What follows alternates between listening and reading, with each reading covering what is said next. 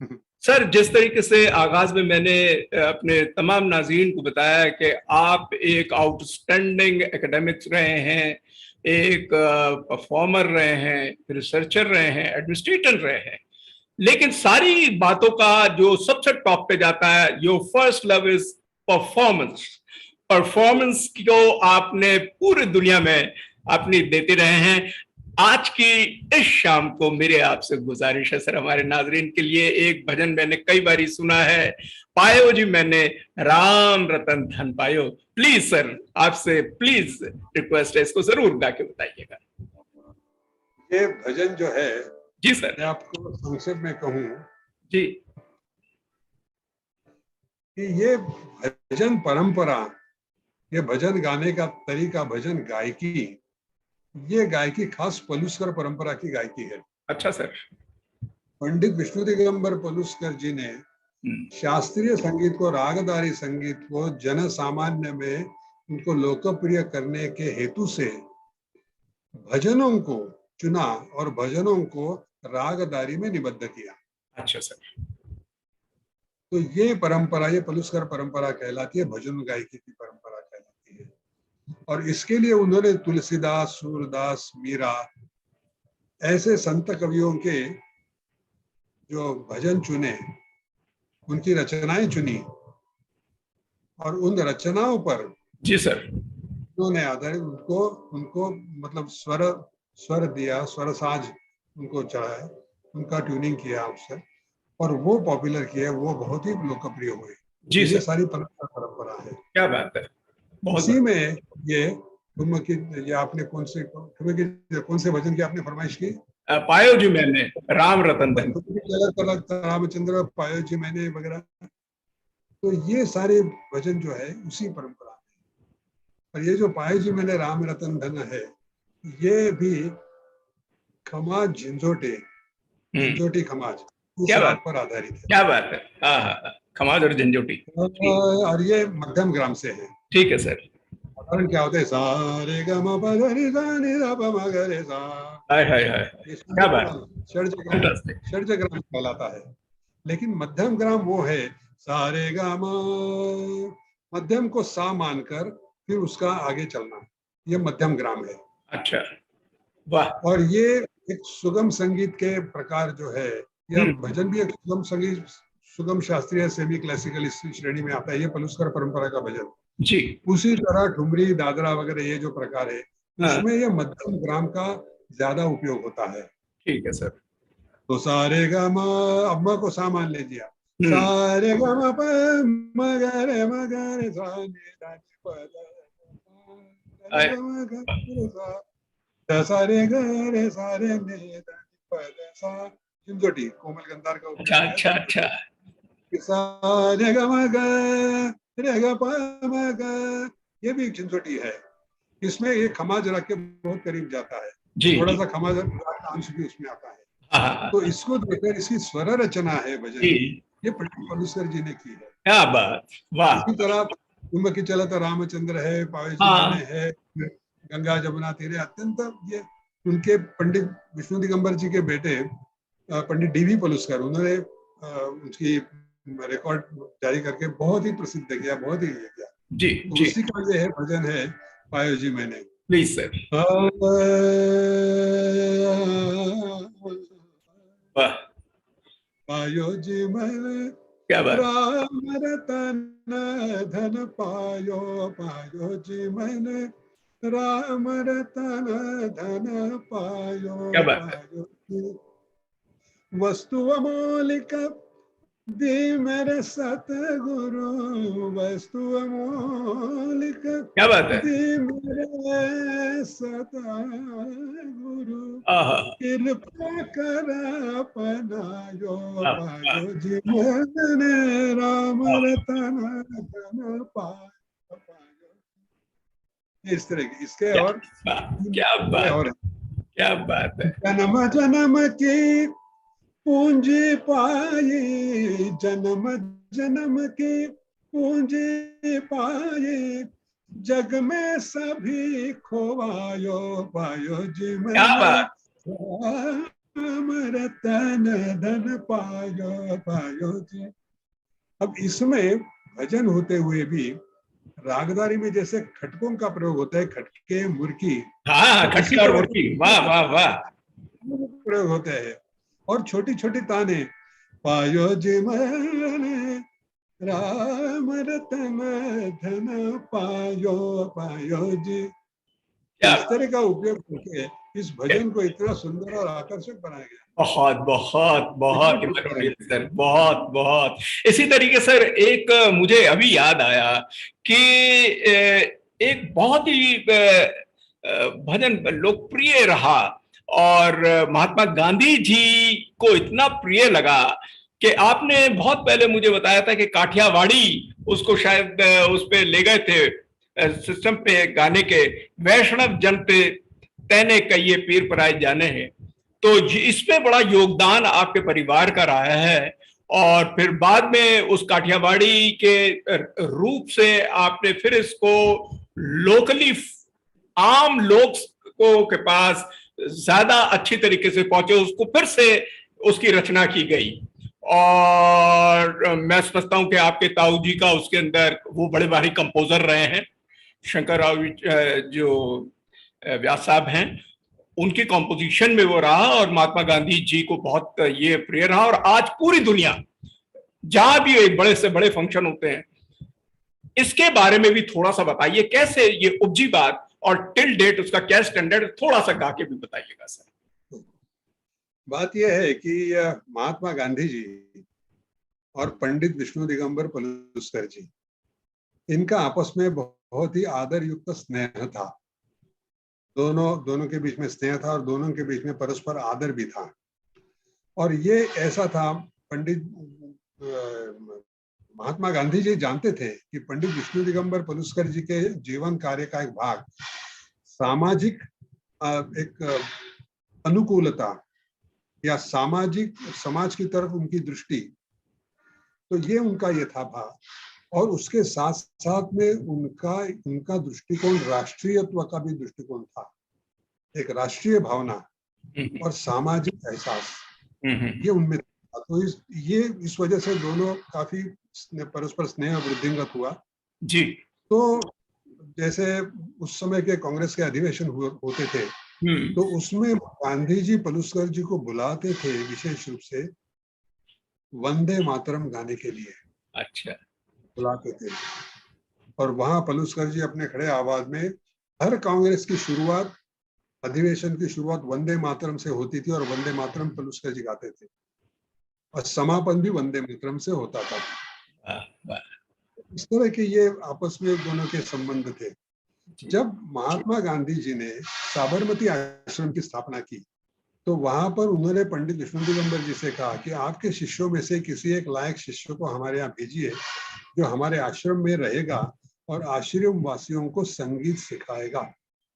तो हमारे आश्रम में संगीत का वातावरण होना चाहिए, रोजाना सवेरे प्रार्थनाएं संचालित होनी चाहिए और इस तरह से ये संस्कार, संगीत के संस्कार हमारे आश्रम वासियों को होने चाहिए। इस भावना से उन्होंने पलुस्कर जी को कहा। और उस समय पलुस्कर जी ने अपने शिष्यों में से एक वरिष्ठ शिक्षक खरे साहब जी, तो उनको उन्होंने नियुक्त किया। उन्होंने तो उनका नाम क्या पड़ा, मैं आजकल थोड़े तो खरे में उनका पूरा अभी ध्यान में आ जाएगा, पूरा नाम मैं भूल रहा हूँ जी। तो खरे साहब को उन्होंने नियुक्त किया वहां आश्रम में जाने का। तो खरे साहब आश्रम में वहां गए, वहीं रहे। 1918 में उन्होंने वो आश्रम में गए और लगभग 20 साल, 1938 में उनका देहावसान हो गया, आश्रम में ही रहे और पूरा जीवन उन्होंने आश्रम के लिए समर्पित किया था। और रामचंद्र खरे, खैर नाम याद आ गया, नाम याद आ जाएगा, आजकल थोड़े से नामों की भूलने लगता है जी। तो इसमें वो वहां रहे। उसके बाद में उनकी बेटी मथुरा खरे, वो भी वहीं रही। तो वहां पर रहते हुए खरे जी ने ये देखा कि जब गांधी जी अकेले होते थे तो एक भजन गुनगुनाते थे, और ये भजन वही था, वैष्णव जन तो तेने कहिए। अच्छा। ये भजन वो गुनगुनाते थे और लगा कि उनको कि ये गांधी जी का बड़ा प्रिय भजन है। ये वो। तो वो जो उसकी तर्ज थी, चाल थी उस भजन की, तो वो थी काठियावाड़ी लोक गीतों की चाल। क्या बात। क्योंकि नरसिंह भगत जी जी जी जी। ये काठियावाड़ के थे, सौराष्ट्र, और वहां वो वैष्णव जन तो तेने कही है, ये जो उसी काठियावाड़ी लोकगीतों की वो चाल थी क्या बात है। जी जी जी जो जी। वो गाते थे। तो वो गीत, लोकगीत ऐसा था। हाँ, नारायण मोरेश्वर खरे उनका नाम, हाँ हाँ। नारायण मोरेश्वर खरे बहुत बड़ी उनका बात। नाम। जी सर। पिताजी के बड़े गुरु भाई, बड़े गुरु भाई। अच्छा अच्छा अच्छा। तो वो चाल थी।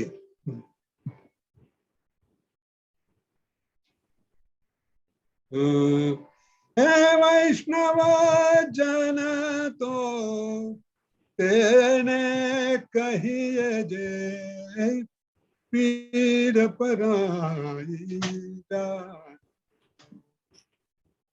यानी ऊंचे सर से एकदम। बिल्कुल ऊंचे। अब आज भी ये काठियावाड़ी लोकगीत जो है, हाँ। लोगों की शुरुआत ऊंचे ऊंचे से सर। होती है, तार या जी। तार सप्तक से एनर्जी के होती साथ। है। जी। हाँ, और उनके अन्य भी प्रकार है, डायरो वगैरह, ये जो प्रकार है आज भी हम सुनते हैं। क्या बात है। फैंटास्टिक। ऐसे उससे शुरुआत होती है। बहुत बढ़िया, बहुत अच्छा सर। हे वैष्णव जन तो तेने कहिए जे, पीड़ पराई जान। क्या बात है। पर दुखे उपकार करे तो ये मन अभिमान नाणे दे।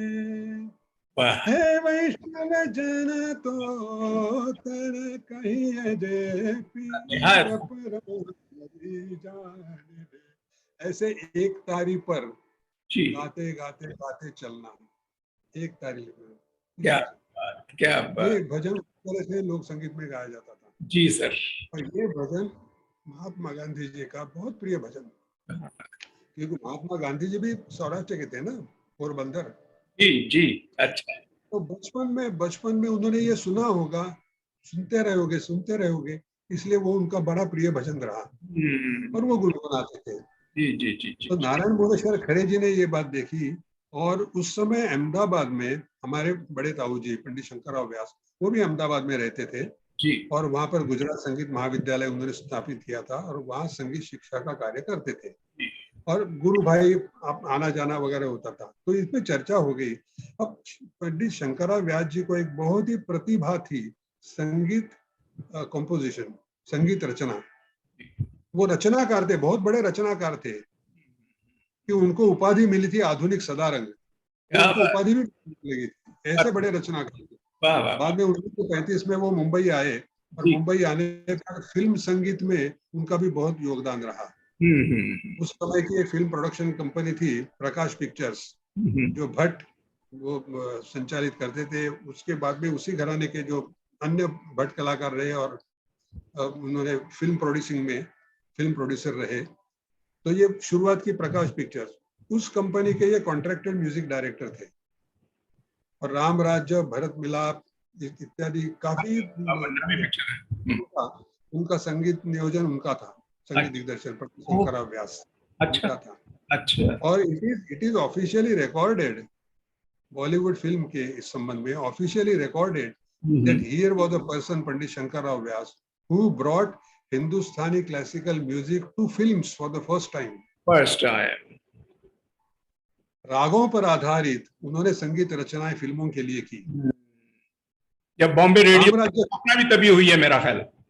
हाँ, बॉम्बे रेडियो की स्थापना 1927 में हुई, और सबसे 27 में। पहले रिकॉर्डिंग जो क्लासिकल म्यूजिक की जो है, और जो बॉलीवुड के उसमें गया 78 आरपीएम पे, जिसपे 3.25 मिनट का गाना रिकॉर्ड होता था जो छोटा करके, तो मेरा ख्याल है तभी से शुरू हुई है। तभी और से शुरू हुई। और मेरे पिताजी हाँ, मेरे पिताजी पहले कलाकार थे, इसके शास्त्रीय संगीत के पहले कलाकार, रेडियो में गाने वाले। देखिए इससे बड़ी क्या अचीवमेंट होगी सर, कितनी बड़ी अचीवमेंट है सर। तो बात ये थी कि ये जो उनकी गुरु भाइयों में चर्चा रही वैष्णव जरतों की, तो पंडित शंकरराव व्यास जी ने राग खमाज में, हाय हाय हाय। अपनी गुरु परंपरा के अनुसार हाँ राग खमाज में हाँ एक रचना इस भजन के लिए की।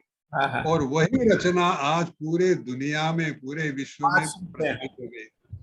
वैष्णव जन तो तेने कही जय जय, क्या बात। पीड़ पराई जान रे, पर दुखे उपकार करे तो मन अभिमान रे, क्या बात है। कही ये राग खमाज में इसकी रचना की क्या बात। और वो दुनिया भर में प्रसिद्ध हुई। कितना मशहूर। तो ये है परंपरा की गायकी और उसका उपयोग अपने अपने जीवन में करा देने की। तो इस तरह चल रहे थे। अब जैसे अभी आपने कहा कि मेरे पिताजी पंडित नारायण राव व्यास, उन्होंने 78 आरपीएम की जो अनेक 3.25 मिनट के ड्यूरेशन की वो जो रिकॉर्ड देंगे रागदारी संगीत के रिकॉर्ड की, उन्होंने कई बंदिशें अपने बड़े भाई की, हमारे ताऊ जी की, पंडित शंकरराव व्यास जी की बड़ी बहुत सारी बंदिशें उन्होंने गाई है। इसी रिकॉर्डिंग में वो दिखती है हम्म रिकॉर्ड। तो ये हम्म। बहुत बड़ा योगदान व्यास बंधु उनका।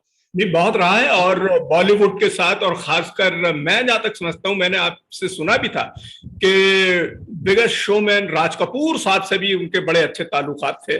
और राज कपूर साहब खुद भी एक बहुत अच्छे म्यूजिक लवर थे, बड़े मेलोडियस थे, खुद गाते भी थे और पहचानते थे भी थे, और कंपोजिंग करने के अंदर हाथ रहता था उनका। चाहे शंकर जयकिशन के पास खड़े हुए हैं, चाहे नौशाद साहब के पास खड़े हुए हैं, और बल्कि लिरिसिस्ट जो होते थे, शैलेंद्र जी हो गए या हजरत जयपुरी साहब हो गए, शंकर जयकिशन की टोली होती थी। और ये बड़ी गहरी पहनी निगाह रखते थे इसका एक इतिहास, के साथ। और आपके ताऊ साहब के साथ भी बड़ा अच्छा रिश्ता था सर, जहां मैंने इसका एक इतिहास यह है कि हाँ मुंबई दादर में हिंदू कॉलोनी में, जहाँ पर हम रहते हैं, हमारे पिताजी ने वो मकान की नींव डाली, यहाँ रहते थे। और उसके बगल में पारसी कॉलोनी एरिया है, तो वहां पर पृथ्वीराज कपूर साहब रहते थे। अच्छा और वो संगीत के बड़े प्रेमी थे। बिल्कुल। तो वो आते थे हमारे यहाँ, सितार सीखने आते थे मेरे ताऊ जी से, शंकरराव व्यास जी से सितार सीखने आते थे। तब उनको बिल्कुल ये था कि बहुत बड़े संगीत दिग्दर्शक है। तो वहां आते थे और साथ में गाना सीखने के लिए मेरे पिताजी के पास भी आते थे पृथ्वीराज कपूर, और क्या साथ में अपने बेटों को लाते थे। और राज कपूर साहब को संगीत का बड़ा ही एक प्रेम था, तो बिल्कुल। विशेष रूप से उनको लेकर आते थे। हाँ हाँ हाँ। और वो कहते थे, पिताजी बताते थे कि वो पृथ्वीराज कपूर कहते थे कि ये जो बच्चे हैं ये कॉन्वेंट स्कूल में पढ़कर जाते हैं, सब वही सब सीखते हैं उधर से उनको हमारे संगीत का जो है संस्कार उनसे करवाइए, उनको हमारे संगीत की शिक्षा दीजिए। और ये बड़ा, और इस बात का जिक्र जब 1977 में मेरे पिताजी की हमने अमृत महोत्सव मनाया, तो उस समय हमने आयोजन वगैरह किया था वगैरह, तो उसकी भनक लग गई राज कपूर साहब को। तो उस समय उन्होंने मुझे फोन करके बताया है कि अरे आप लोग तो हमारे गुरुजी का ये कर रहे हैं, अमृत महोत्सव कर रहे हैं, वो तो हमारे गुरुजी है, मैं आऊंगा उसमें। मैंने कहा बड़ी अच्छी बात है, आप आते तो बहुत ही, आपका पूरा स्वागत है। तो उन्होंने कहा कि लेकिन एक शर्त पर, मेरे आने की बात किसी और को बताइए नहीं, वरना लॉ एंड ऑर्डर प्रॉब्लम हो जाएगा। उस समय राज कपूर जी की लोकप्रियता वो बिल्कुल चरम सीमा पर थी, तो लोग बड़े इकट्ठा हो जाएंगे और वो सारा गड़बड़ हो हल्ला हो जाएगा कि मेरे आने की खबर किसी को नहीं कर, लेकिन मैं आऊंगा जरूर। और वो आए, उस प्रोग्राम में आए, बहुत बड़ा पुष्पमाला ले आए, गुलाब का फूलों की आए, और जैसे तो सामने भारतीय बैठक में छोटा स्टेज पर पिताजी बैठे थे और सामने भारतीय बैठक पे, तो जैसे वो आए तो हमने कुर्सी मंगवाई उनके लिए, राज कपूर जी के लिए, आप उधर स्टेज के बगल में आप कुर्सी पे बैठ जाए। तो उन्होंने कहा भाई क्या बात करते हो तुम, गुरुजी के सामने मैं कुर्सी पे बैठूं? वो उनके सामने स्टेज पे नीचे उनके सामने आलती पालती मारकर नीचे बैठ गए ओ, राज कपूर साहब। अरे गुरुजी के सामने मैं इससे कुर्सी पे नहीं बैठने की जरूरत हाय हाय हाय। नहीं। और वो वहां थे, फिर हमने उनको निवेदन किया कि आप 4 शब्द कहिए। तो वो ऐसा उन्होंने भावना से ओतप्रोत ऐसा उन्होंने भाषण किया कि उससे साफ जाहिर होती थी गुरु भक्ति क्या है, गुरु भक्ति क्या होती है। रोजमर्रा गुरु से नहीं मिले कोई बात नहीं, लेकिन मेरे मन में गुरु है और ये मेरे गुरु है मेरे मन में। तो आज ये मौका है तो मैं बयान कर रहा हूँ कि गुरु भक्ति, और ऐसा उन्होंने भाषण किया। क्या बात है। भाषण करने के बाद उन्होंने कहा कि भाई मैं अभी यहाँ ज्यादा रुकूंगा नहीं, 4 जगह ये बात फैल जाएगी कि राज कपूर साहब आगे फिर बड़ा भीड़ हड़का हो जाएगा, आपका प्रोग्राम तो चौपट हो जाएगा। इसलिए मैं, तो कहने का मतलब है ये एक संस्कार। उन्होंने कहा कि वंदे मातरम क्या होता है, ये संस्कार जो है गुरुजी से हमने सीखे हैं। जय जगदीश हरे क्या होता है, ये संस्कार हमने गुरुजी से सीखे हैं। और बाद में एक बार तो उन्होंने मुझे जय जगदीश हरे, हमारे पलुस्कर परंपरा में जो राग समाज में बिहारी कहा जाता है, जय जगदीश हरे ये प्रार्थना है जो पंडित पलुस्कर जी ने, विष्णु दिगंबर जी ने उसकी संगीत रचना की। तो वो उसकी आउटलाइन उन्होंने गा के भी मुझे सुनाई, राज कपूर जी ने।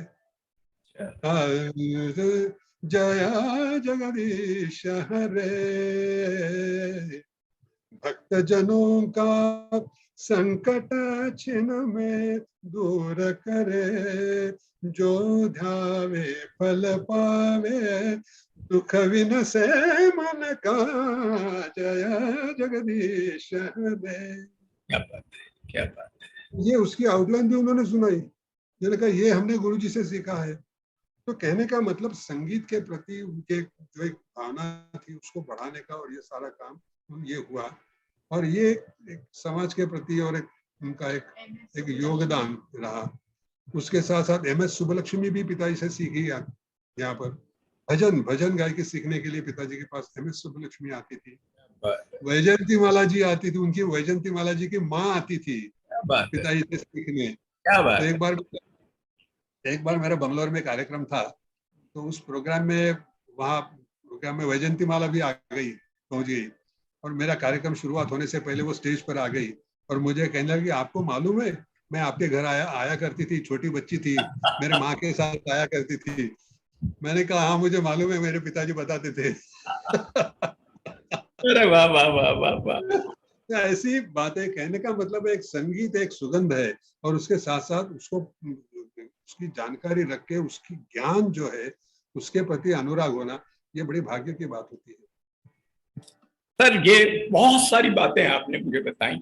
आखिर में मैं एक ऐसे मुकाम पे इस सवाल को खड़ा कर रहा हूँ आपके सामने विद रिक्वेस्ट कि उस पर थोड़ा सा प्रकाश डालिएगा, और उसके साथ एक मैसेज हमारे जो युवा पीढ़ी विशेषकर जो म्यूजिक में सीख रही है, कि आप को मैं अक्सर देखा है कि सेमिनार्स में, आप वर्कशॉप्स में, आप लेक्चर डेमोन्स्ट्रेशन में, और तीसरी बात जो इसके साथ जोड़ूंगा, आपके लेक्चर डेमोन्स्ट्रेशन एक कन्वेंशनल नहीं होते हैं, ये हर शख्स कहता है। आपके एंटरटेनिंग एटीट्यूड में जाते हैं, क्योंकि आपका व्यक्तित्व जो है, जिसपे दो एक बातें मैं अपने दर्शकों को बताऊंगा। आपकी सहजता पहली चीज, सेकंड योर स्माइल, मुस्कुराहट, के मुस्कुराहट है हुस्न का जेवर, मुस्कुराना ना भूल जाया करो, हंस के बोला करो, बुलाया करो, आपका घर आया जाया करो। तो the logo of your the whole personality, that's the brand और the trademark of your personality is your smile. ये सबसे बड़ी बात आपकी। दूसरा सहजता, दूसरा तीसरा इंसानियत, बाकी सब चीजें अलग। इन चीजों को लेके आप इंटरटेनिंग एटीट्यूड में आप जो सिखाते हैं वो बहुत कम लोग हमने देखे हैं जो सिखाते होंगे। ये आपका क्रेडिट हमारी तरफ से अचीवमेंट है सर, आपकी पर्सनालिटी को, जिनके लिए हम ताली बजाना चाहेंगे सारे पब्लिक के सामने। ये सबसे बड़ी बात है सर। एक मैसेज जरूर चाहूंगा सर, हमारे यूथ को क्या देना चाहेंगे? क्योंकि आपने कहा सिर्फ रियाजी नहीं, बड़ी शुरू में बोला, और लोग दूसरे कहते हैं आप रियाजी करो क्योंकि राज रियाज में ही है। आप कहते हुए रियाज के साथ और भी कुछ होना चाहिए। ऐसी कुछ चीजों का कुछ गुरु मंत्र दे दीजिए चलते चलते हमारे तमाम नाजरीन को, तो हमारा ये कार्यक्रम बहुत सफल होगा सर। आपके हमें आशीर्वाद चाहिए। बात ऐसी है कि रियाज हर चीज के लिए आवश्यक है। रियाज यानी अभ्यास। जी सर। अभ्यास से ही आदमी के अंदर एक उसको प्रस्तुति, गायन के साथ कह रहा हूँ, संगीत के लिए प्रस्तुति की जो बात है कैसी करना, किस तरह से करना, और वो रियाज से ही सिद्ध होती है। तो रियाज आवश्यक है, बहुत जरूरी है। मैंने रियाज की आवश्यकता को नकारा नहीं है, मैंने भी खुद काफी रियाज किया है, लेकिन रियाज ये सोच समझ करके किया जाना बड़ा जरूरी है। ऐसा नहीं अंधा रियाज करना, बस रटते रहो रटते रहो रटते रहो, ऐसी बात नहीं होनी चाहिए। सोच समझ के हमने क्या करना है और कैसे करना है, इसका अभ्यास करते जाओ, और उससे सफल क्या होगा, उससे क्या हमें अचीव करना है, जी सर, ये देखकर उस प्रति हमें जाना है। तो ये सोच समझ करके रियाज करो। सोच समझ करके रियाज आप 1 घंटा भी करें तो अंधा रियाज अब 10 घंटे से मुकाबले ज्यादा ही है वो तो। इस तरह का करना है। और दूसरी बात है कि हमारा शास्त्रीय संगीत जो है, रागदारी संगीत, ये हमारी धरोहर है, वो धरोहर है, उसको समझने की कोशिश करो। और ये मैं मेरे विद्यार्थियों को यही कहता हूँ कि this is not a fast food. Fast food एक अलग चीज है, और अच्छी तरह से पकाया, अच्छी तरह से ये किया, ये जो खाना जो होता है इसके जिसका आनंद क्या बहुत ही चलता है, 4-4, 5-5 घंटे वो खाना बन रहा है, और उसके बाद में उसका स्वाद और उसका आनंद वो अलग ही चीज है, और फास्ट फूड अलग चीज है। नहीं बिल्कुल ठीक, अपनी अपनी जगह है, अपनी अपनी जगह है। आप अपनी रुचि के अनुसार सोचो कि मुझे क्या करना है, और उससे जिसमें आपका इंटरेस्ट है वो करो।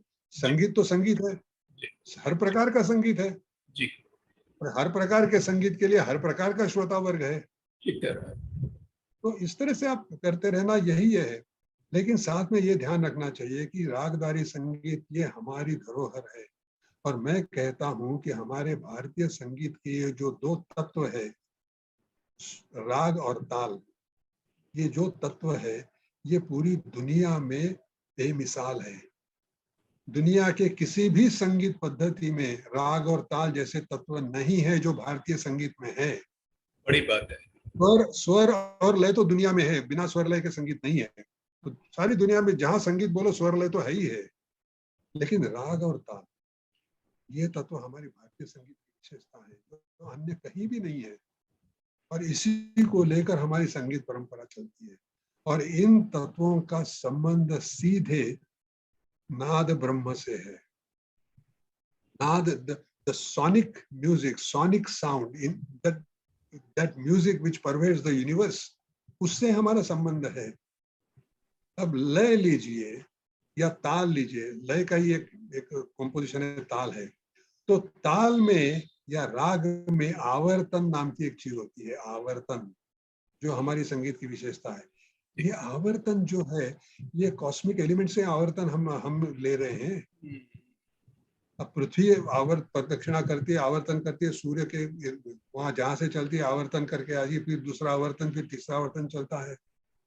ये सारे ग्रह करते हैं। हमारे राग क्या करते हैं, आवर्तन में ही हमें ताल के आवर्तन होते हैं, धा दिन दिन दा धा दिन दिन दा धा दिन दिन ता ता दिन दिन दा धा। जब तक पहला सम का धा नहीं बजेगा तो ताल पूरा नहीं होगा। उसी तरह से राग है, राग में सा से चलते हैं और वापस आकर सा पे समाप्ति होती है। संदेश मैसेज ये है कि हमारे संगीत को पहचानो, संगीत की अलग अलग विधा हो, आपके रुचि की, आपके जिसमें आपको आनंद आता है, जिसमें आप कुछ कर सकने की आपकी एक इच्छा है, उसी को पहचानो, उसको करते जाओ। ये हमारा संगीत नायाब संगीत है, उसको आगे चलाना जिम्मेवारी आने वाली पीढ़ियों की है। इसको करते जाओ और उसी में आनंद ले लो, यही है। Thank you sir. तो नाजरीन, आप सीधे मुंबई से जुड़े हुए थे। पंडित विद्याधर व्यास जी एक विश्वविख्यात singer, performer, academician, researcher, administrator. Sir, हम आपका बहुत बहुत धन्यवाद देते हैं, और आखिर में यही कहना चाहेंगे कि ढूंढ उजड़े हुए लोगों में वफा के मोती, ये खजाने तुझे मुमकिन है खराबों में मिले, अब के बिछड़े तो शायद कभी ख्वाबों में मिले, जिस तरह सूखे हुए फूल किताबों में मिले। नमस्कार sir, thank you very very much. Thank you so much. Thank you. बोलते आईने, बोलते आईने।